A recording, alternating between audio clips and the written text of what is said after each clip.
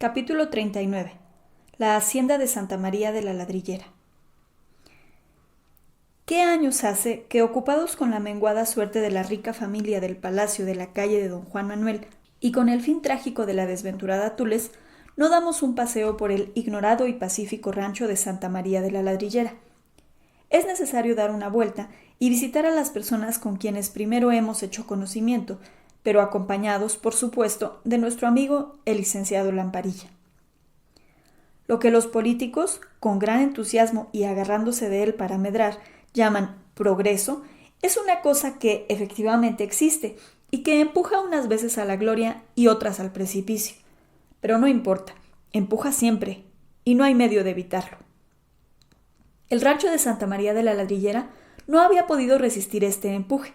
La fachada de la casa que ya conocemos, retocada con mezcla revuelta con sangre de toro, presentaba un color morado renegrido, imponente cuando se le veía de lejos y tristísimo cuando se le veía de cerca. Las ventanas ya tenían completos sus verdosos vidrios de la fábrica de Puebla y las rejas pintadas de negro. En el frente se había plantado un jardín cubierto de claveles, de anémonas, de alfombrilla, de ruda, de borraja y yerba de Santa María. El fresno, no obstante su edad y lo torcido de su tronco, echaba a relucir cada año su verde copa, y los sauces llorones habían sido reemplazados por sauces derechos, álamos blancos, ocotes y fresnos, y ya parecía aquello un pedacito del Monte de las Cruces o de Río Frío. No se sabía si alegraba o aumentaba la tristeza de la sombría fachada, a la que se habían agregado 6 almenas y un medio círculo sobre la puerta. La calzada se había recompuesto con arena y piedra suelta, y la era para trillar la cebada y el trigo estaba detrás de esa especie de castillo feudal. El ganado se había reproducido. Los hijos de las vacas, de las borregas y de las cabras eran los que habitaban el corral, y los parientes habían encontrado digna sepultura en los estómagos de la familia, convertidos en chito y en cecina.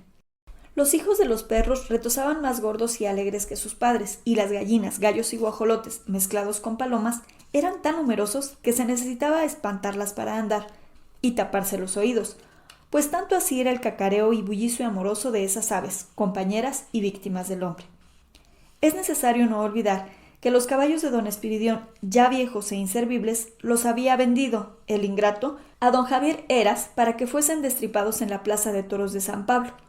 Un tordillo quemado y un retinto ocupaban el tejabán construido en un ángulo del corral, y comían paja y buen grano en el pesebre.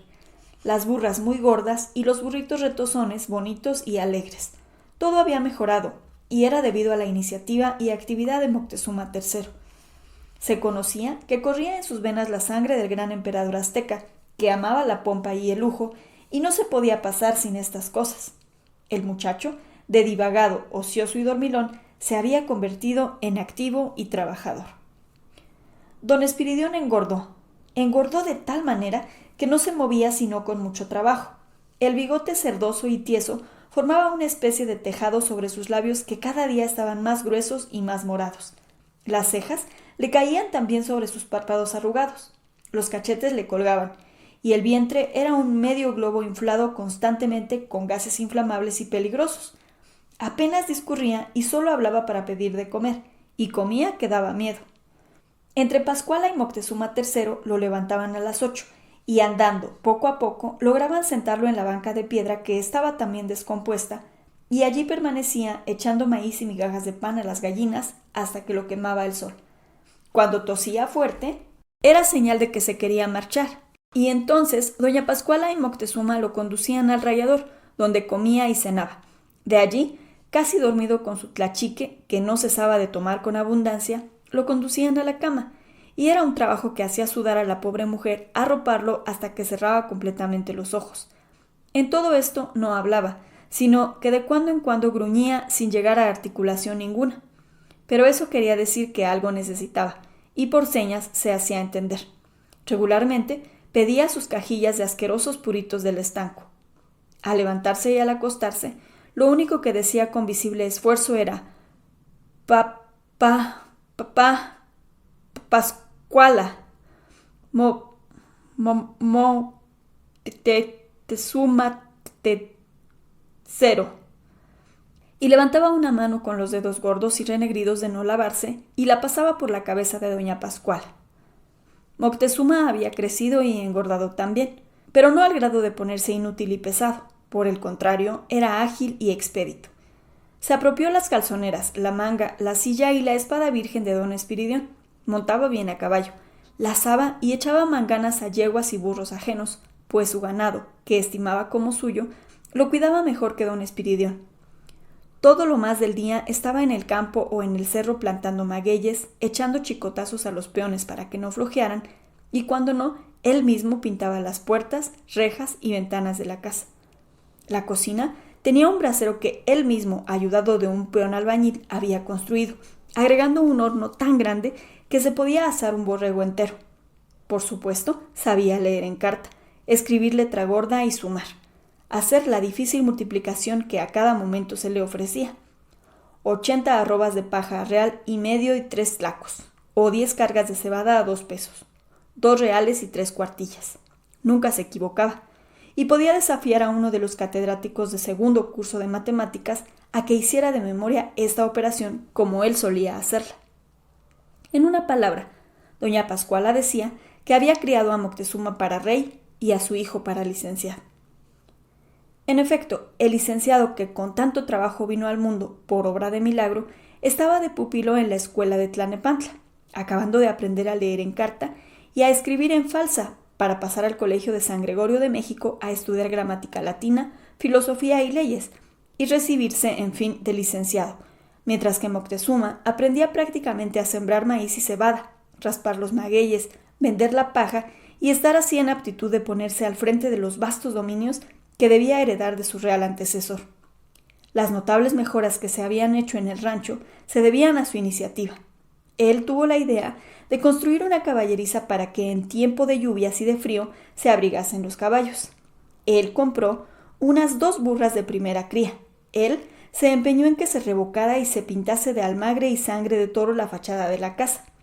Era un gran reformador, y no pasaba día sin que tuviese un nuevo proyecto en su cabeza, y tenía que entablar una lucha continuada con don Espiridión, que se oponía decididamente, moviendo la cabeza, revolviendo ferozmente sus ojos saltones y diciendo: «No, no, no».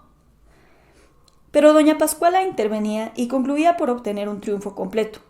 Como todas estas mejoras requerían dinero, era Lamparilla quien lo suplía, hasta que, pareciéndole exagerada la suma y sabiendo que don Pedro Martín de Olañeta tenía a veces dinero de sus clientes que colocar, le pidió 3,000 pesos con hipoteca de la finca, y con esa suma se reembolsó sus adelantos, se aplicó una buena parte a cuenta de honorarios, y con el resto Moctezuma III emprendió la construcción de una nueva troje, compró un pedazo más del cerro y aumentó los linderos del rancho, empeñándose en circundarlos de una muralla, cuya idea llevó a la práctica. Y ya con esto le parecía que podía darle el pomposo nombre de Hacienda de Santa María de la Ladrillera. Fue tanto el remordimiento y el pesar que aquejó a doña Pascuala después de su prodigioso parto, el cual preocupó tanto al doctor Codorniu y a los doctores de la universidad, que no pudo criar a su hijo, sino que mandó buscar a los remedios una chiche, y ella, pensando siempre en la suerte del niño robado en Guadalupe por la bruja Matiana, no comía ni dormía, y se puso flaca como un esqueleto. Pero el tiempo, que es buen amigo, fue borrando con su eficaz polvo el fastidioso recuerdo, y la salud y la buena comida ayudándole, le devolvieron su natural gordura, y con la gordura la tranquilidad, hasta el grado que con la mayor calma platicaba del suceso con Jipila, cuando ésta iba de tiempo en tiempo a recoger hierbas, lagartijas, gusanos de maguey y catarinas por el cerro. Tenía su dentadura blanca y completa, la cabeza sin una sola cana, y trabajaba desde el amanecer con Moctezuma en ordeñar las vacas, hacer cecina, sembrar el jardín, componer las jaulas de los pájaros y hacer la casa, que estaba como un plato de China. La única cosa negra que se veía en este cuadro era el fantasma de don Espiridión. El día menos pensado, y cuando doña Pascuala estaba en su buena cocina guisando su almuerzo, la sorprendió una nube de polvo, ruido de espadas y el galope de caballos. Asomó la cabeza por la puerta y se encontró con el licenciado Lamparilla seguido de 3 jinetes. «¡Cartas y cartas, compadre!», porque es necesario no olvidar que Lamparilla llevó a cristianar al chico y de común acuerdo se le puso el nombre de Guadalupe Espiridión. —¿Y nada de venir? —le dijo doña Pascuala luego que lo reconoció. —Apéese usted y entre a la sala, que allí lo alcanzo, y almorzará con nosotros. Lamparilla bajó del caballo y al entrar a la sala tropezó con don Espiridión, que, como de costumbre, estaba soleándose sentado en una banca de piedra.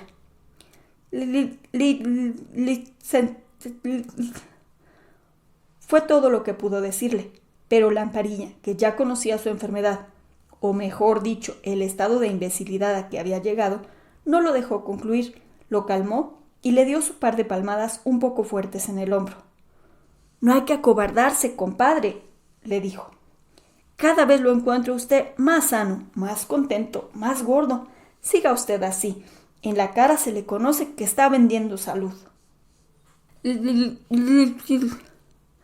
Tartamudeó don Espiridión, hinchando su labio superior y presentando como defensa su bigote tieso. No hay que hablarme. Ya sé lo que quiere usted decir. Que tengo el ojo morado, ¿no es verdad? Don Espiridión inclinó la cabeza en señal de asentimiento y Lamparilla, sin hacerle más caso, entró en la sala, donde pronto lo siguió doña Pascuala. —Pero calle, compadre. ¿Qué tiene usted en el ojo que no lo había reparado cuando le saludé? —Percances del oficio, ¿qué quiere usted? Esta herida que ve usted la recibí en el servicio de Moctezuma III, y si me da un poquito más abajo me cuesta la vida. Un ladrillazo terrible que me tiró uno de los Melquiades. Pero ya hablaremos después de almorzar. Tengo un hambre devoradora. Mientras usted acaba, mándeme con la indita un poco de agua para lavarme siquiera las manos. ¡Puf! He tragado de polvo en esa calzada. Antes de un cuarto de hora estaremos en la mesa, que ya Espiridión está también gritándome y es señal de que ya no aguanta. En efecto, don Espiridión gritaba la y no cesaba, pero no se podía mover. La indita sirvienta, que tendría 12 años y que había sustituido a la que encontramos cuando doña Pascuala salió de su cuidado, entró con un lebrillo de agua y una toalla al tiempo también que Moctezuma, que andaba recorriendo sus posesiones, se apeaba del caballo y estrechaba la mano de Lamparilla. Ni 10 minutos dilató doña Pascuala. El almuerzo listo, la mesa bien puesta y ella, con sus manos ya lavadas, se presentó a invitar al licenciado a pasar al comedor, mientras Moctezuma fue a dar el brazo a don Espiridión. Pasó la comida sin incidente. Colocaron otra vez a don Espiridión en su banco y, provistos de un par de tazas de hojas de naranjo y su botella de anisete, Lamparilla y doña Pascuala volvieron a la sala. Comadre, no quería darle un disgusto antes de comer, pero estamos mal por todos lados. Por Dios, cuénteme lo de la pedrada, que tiene usted el ojo que da lástima, y voy a hervir un poco de saúco para darle unos fomentos, dijo doña Pascuala. Ya le contaré a usted lo del ojo. Sí, lo del ojo, compadre, es lo más importante, y mientras platicamos servirá el agua. Doña Pascuala fue a la cocina, puso el jarrito en la lumbre y regresó al instante. Comencemos por lo más importante, comadre, dijo el licenciado, limpiándose con su pañuelo el ojo que le lloraba, pues se le había irritado con el polvo del camino. Este rancho... Hacienda, compadre. Ya sabe usted que Moctezuma lo ha vuelto hacienda. Tanto peor, continuó Lamparilla.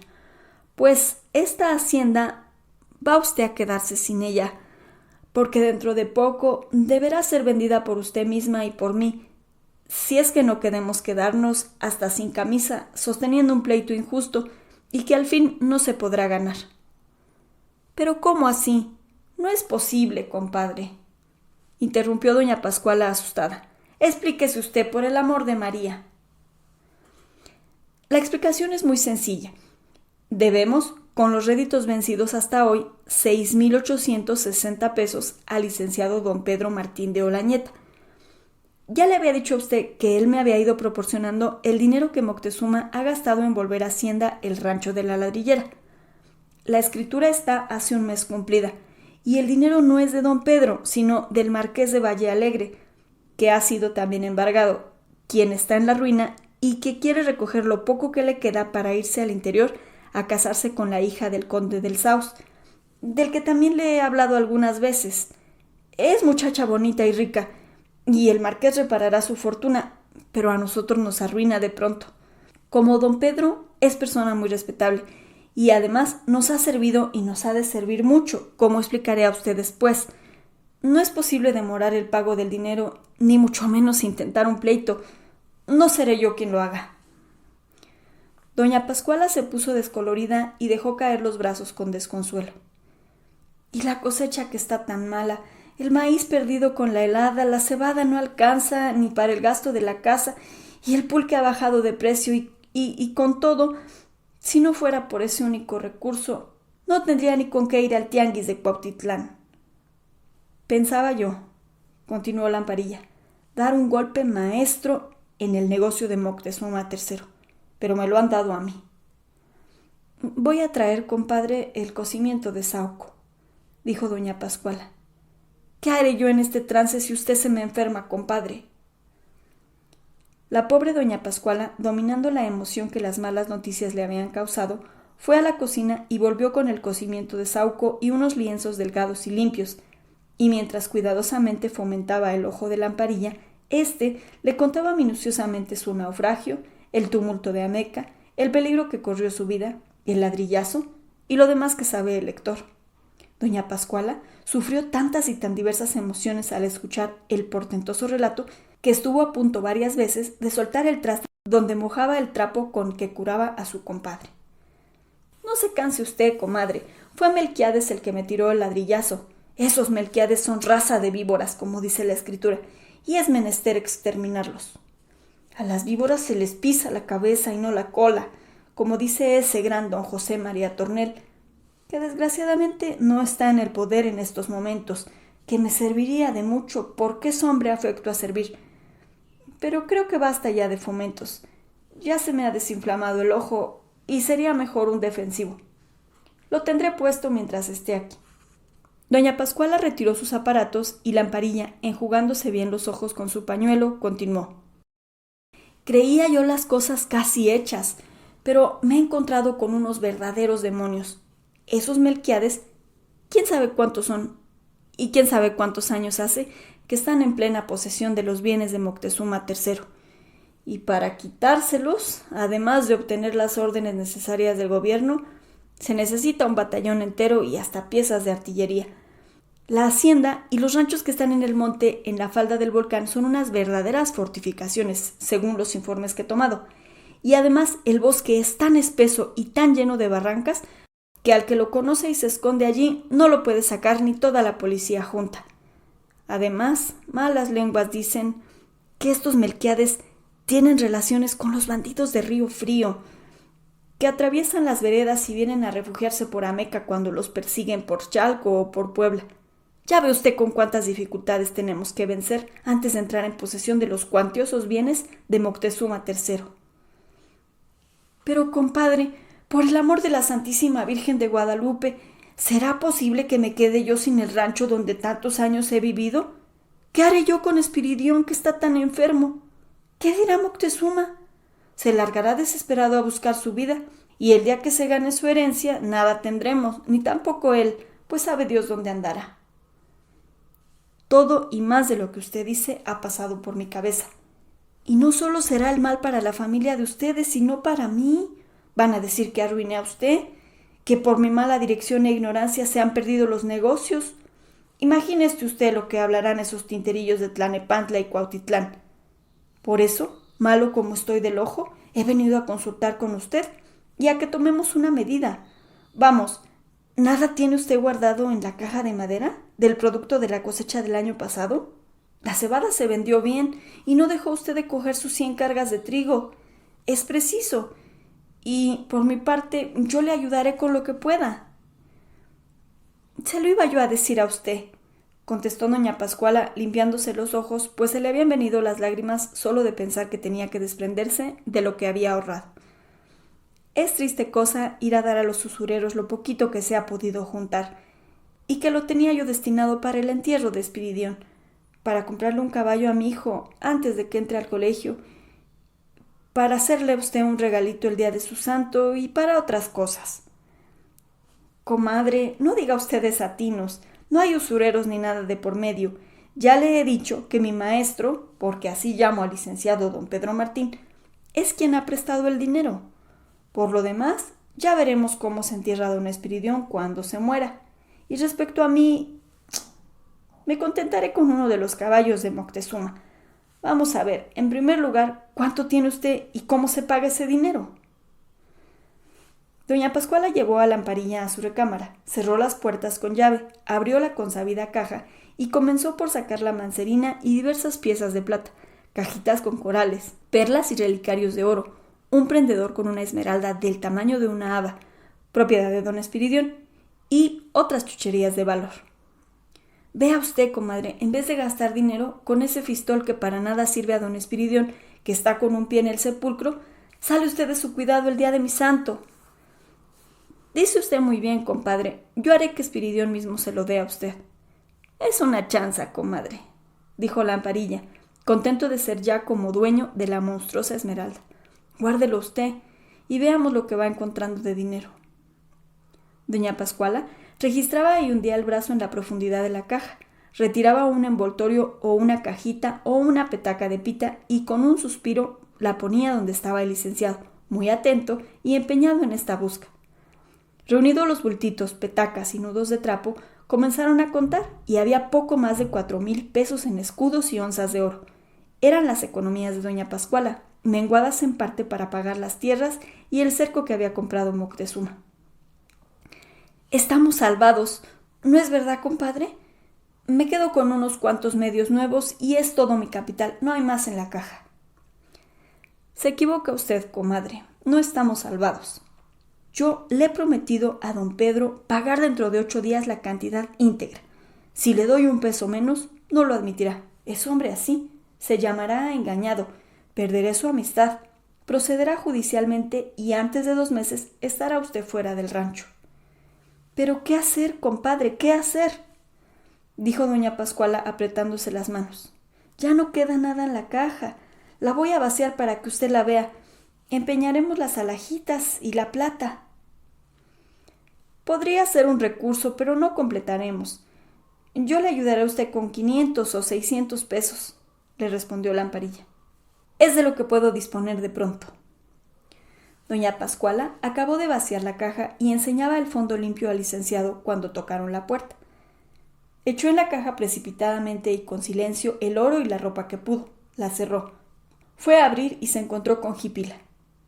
Esta visita contrarió a la dueña del rancho en esos momentos en que estaba tan apurada y se vio tentada a regañar a la herbolaria, cerrar la puerta y decirle que se fuese a esperarla a la cocina. Pero recordó que entre las dos había un terrible secreto. Disimuló y correspondió con afabilidad el humilde saludo. Entra, Jipila, entra. Pon tu guacal en el suelo, siéntate y descansa. ¿Qué te había sucedido? Hacía tiempo que no venías y hay mucho cilantro verde en el cerro, que es lo que a ti te gusta. Jipila estaba fuerte, sana, con su dentadura blanca, su cabello negro muy liso, su limpio e igual color cobrizo y sus ojos muy negros e inteligentes. Los años no habían pasado por ella. Estaba lo mismo que el día en que, acompañada de Matiana, vino a curar con sus eficaces bebistrajos el mal incurable de doña Pascuala. Madrecita, le dijo Jipila, con perdón del señor licenciado, quería comunicarte una molestia. Vaya, Jipila, ni las buenas tardes me das. ¿Ya no te acuerdas de mí? Ni lo quiera Dios, señor licenciado. Los pobres no olvidamos a los señores ricos que nos hacen algún aprecio. Su merced sí que se ha olvidado de mí. Lo veo pasar a usted los más días por la esquina de Santa Clara y en la plaza, hablando con las del puesto de fruta de doña Cecilia. Lamparilla, al oír el nombre de Cecilia, de un salto se levantó de la cama y se le vinieron los colores a la cara, pero disimuló. ¿Ya volvió Cecilia a su puesto?, le preguntó. Creo que ayer estuvo allí, riéndose y muy contenta, pues ya San Justo se fue del mercado y está otro señor que es muy bueno. De don Justo nada tengo que decir. Le llevaba yo todos los días un manojo de hojas de naranjo a su casa y nunca me chistó ni una palabra. Vaya, me alegro de que estés como si fuera el día en que por primera vez te vi aquí. Si tienes algo que decir a doña Pascuala, voy un momento afuera. Salió Lamparilla e inevitablemente se encontró con don Espiridión, sentado como un ídolo de piedra en su banco, que le gritaba: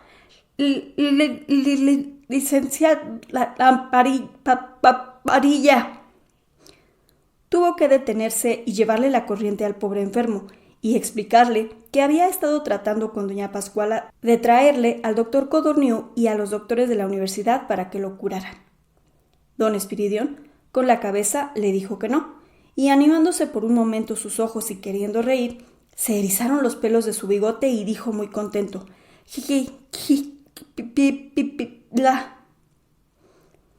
Jipila, a la que dejamos con doña Pascuala, abriendo su boca y pelando sus dientes blancos, le tomó la mano y se la besó entre humilde y cariñosa.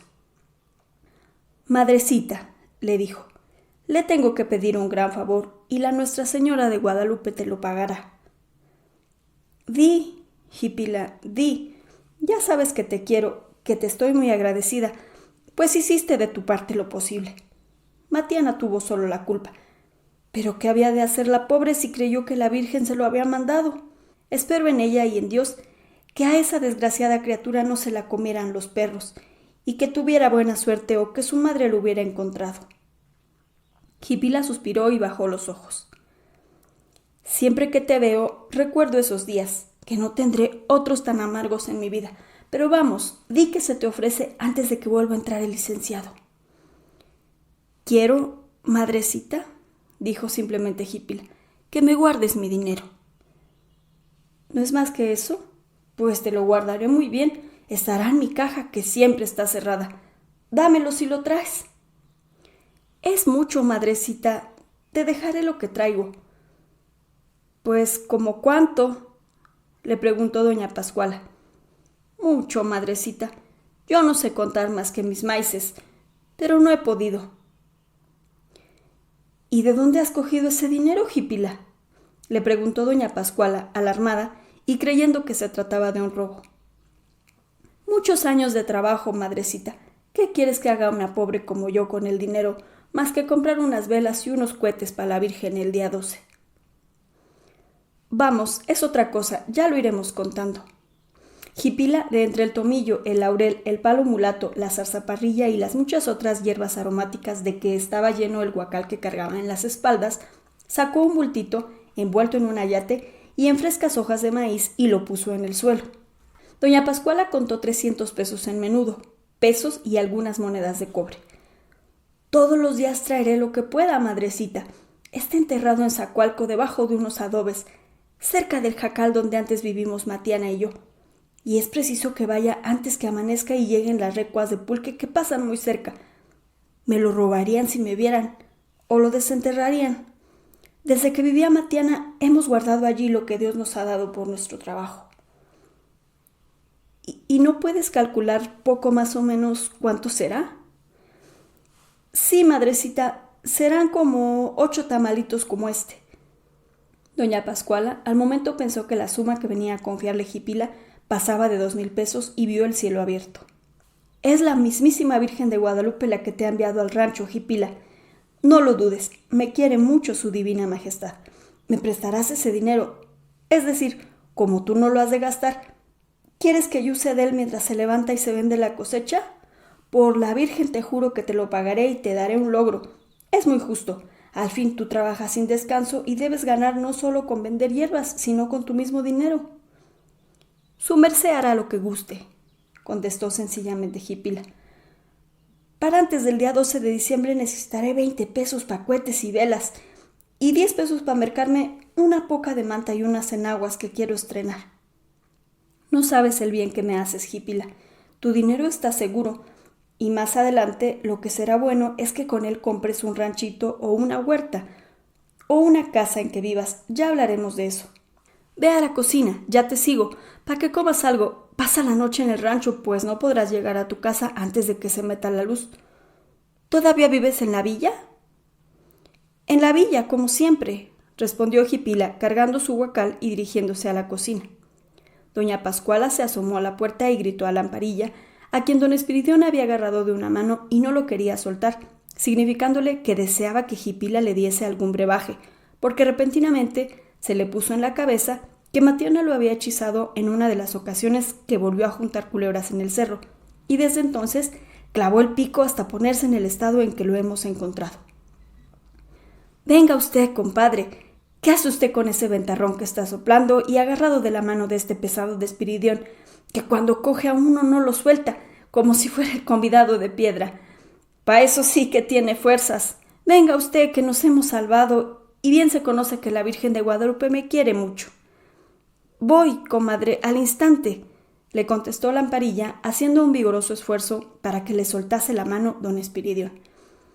Quiere que Jipila le dé una infusión de hierbas para curarse del hechizo. Ya le daremos gusto, pero entre usted un momento. Lamparilla y doña Pascuala volvieron a instalarse junto a la consabida caja de madera. ¿Quién le parece a usted que nos ha sacado del apuro? Pues me lo acaba usted de decir, la Virgen de Guadalupe, le contestó Lamparilla sonriendo. No sea usted masón ni hereje, compadre. No diría usted eso cuando se estaba ahogando en la laguna. Es verdad, nos ha salvado la Virgen por medio de Jipila. ¿Cómo así, comadre?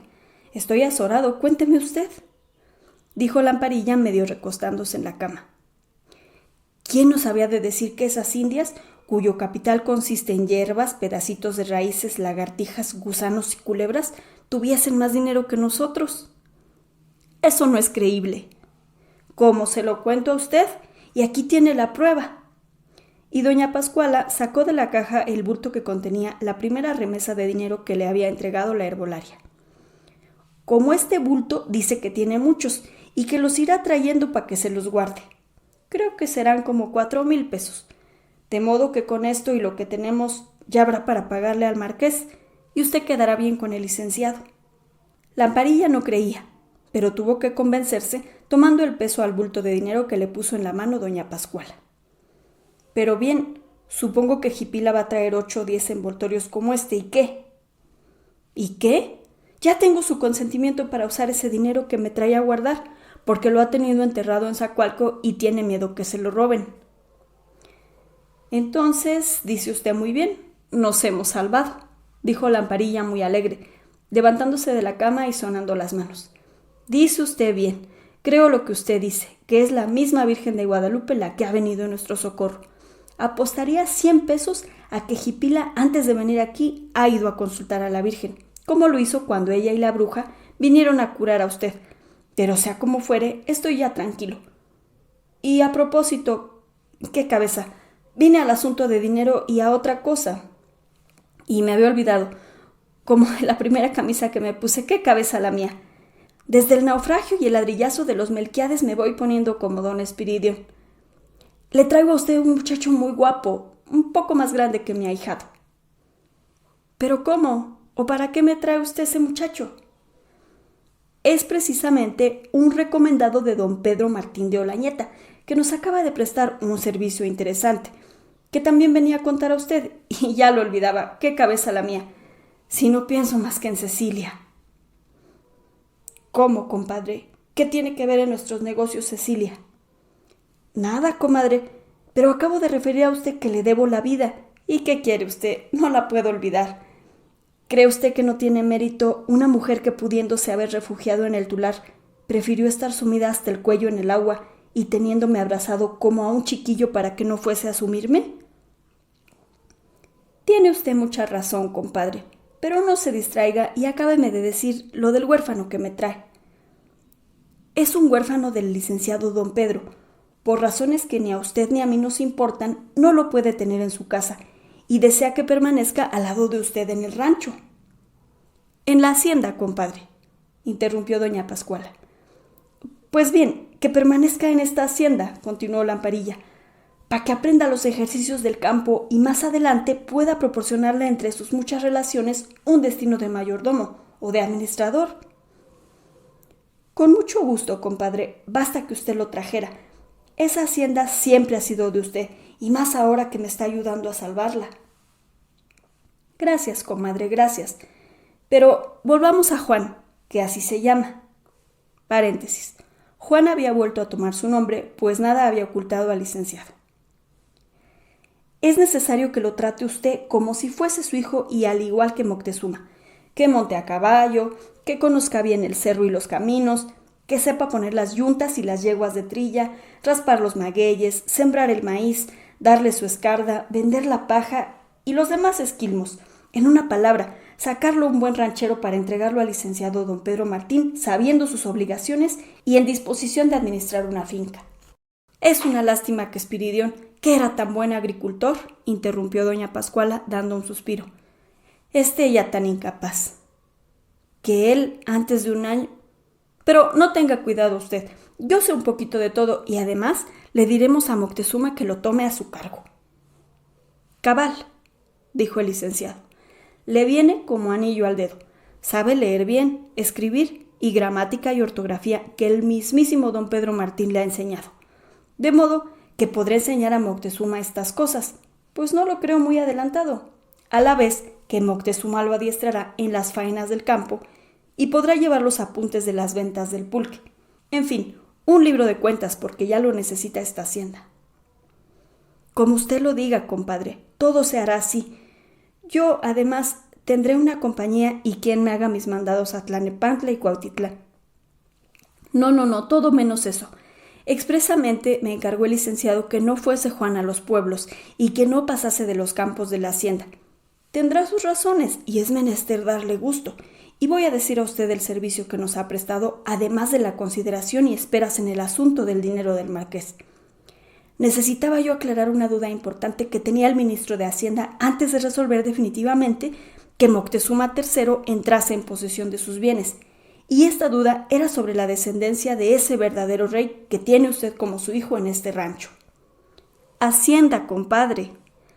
Hacienda, comadre, no lo olvidaré. Y tiene mucho por el pedazo de cerro que ha comprado, y que si no ha sido por Jipila, todo se lo lleva al diablo. Por la Virgen de Guadalupe, usted lo ha confesado. No sea usted incrédulo ni desagradecido, compadre. No acabaremos en toda la tarde y ya es hora de marcharme, dijo Lamparilla con muestras de impaciencia. Los caminos no están muy seguros. Los Melquiades pueden ponerme una emboscada y por eso ando por todas partes con un par de mozos de mi confianza armados hasta los dientes. Tiene usted mucha razón, compadre. Soy una necia y no le volveré a interrumpir. Pues al grano, y aunque a usted no le importen personalmente estas cosas, es fuerza que las sepa, pues es como quien dice la madre de nuestro legítimo emperador. Una vez que al pobre de Iturbide le dieron en Padilla una fusiladota como en una casa. Moctezuma II tuvo varios hijos de ambos sexos que sobrevivieron las matanzas y a los horrores que hicieron los conquistadores. De pronto se confiscaron todos los bienes que pertenecían al emperador y como soberano déspota y absoluto que era, figúrese usted si no tendría tierras a Dios dar. Los cerros de Ameca, los volcanes, el monte, la nieve, el azufre del Popocatépetl solo es un tesoro. Sobraría para hacer pólvora para todos los ejércitos del mundo entero. Pero después el mismo conquistador don Hernán Cortés y emperador Carlos V les otorgaron mercedes a manos llenas, concediéndoles tierras, aguas, montes, vasallos y pensiones sobre el tesoro, y por eso hemos dado buenas mordidas nosotros a cuenta de mayor cantidad. Fuéronse sucediendo los herederos en línea directa hasta don José Cayetano Vidal Moctezuma, que fue, óigalo usted bien, comadre, obispo de Chiapas, don Juan Ortega de la Rosa Cano Moctezuma y don Cristóbal de la Mota Portugal Moctezuma. Y de este desciende nuestro Moctezuma III, que Dios guarde, como dicen los gachupines. ¿Me entiende usted ahora, comadre? Clarito, compadre. Una burra del corral lo entendería, contestó muy alegre doña Pascuala. Ni duda, hasta parientes del obispo.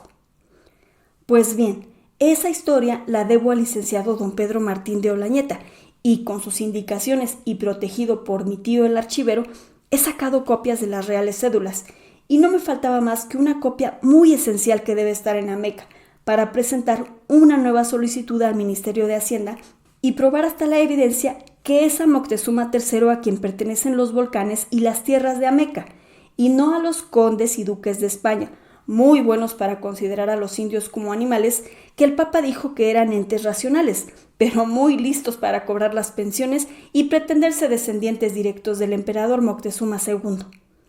Creo que me he explicado, ¿no es verdad, comadre? Como un predicador, compadre. Ya pensará usted cuánto empeño debemos tener para que Juan esté contento y de esa manera pagar a don Pedro sus favores, que no han de ser los últimos. Pero le dije que se iba haciendo tarde y es fuerza en volver a recoger el dinero. Acuérdese usted que tenemos nada más 8 días. Sí, compadre, antes de 8 días ya habrá traído Jipila los ayatitos llenos de pesos que vaya desenterrando de Zacualco. Pero no hay que decirle ni una palabra a nadie. ¿Me tiene usted por un chiquillo, comadre? Ni a mi sombra. Voy por Juan para presentarlo a usted.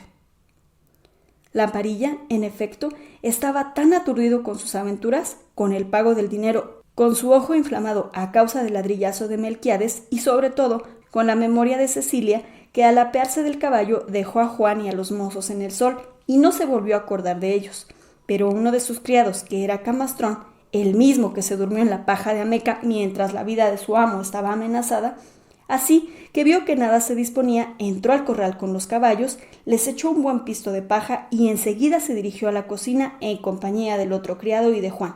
Se arregló con la molendera y mientras su amo comía con doña Pascuala, ellos se hacían servir gordas calientes untadas con salsa de chile, carnitas fritas y sus garros de tlachique. Don Espiridión quiso detener a Lamparilla, insistiendo en que le diera el brebaje, pero no le hizo caso y volvió acompañado de Juan y lo presentó con nuevas recomendaciones a doña Pascuala.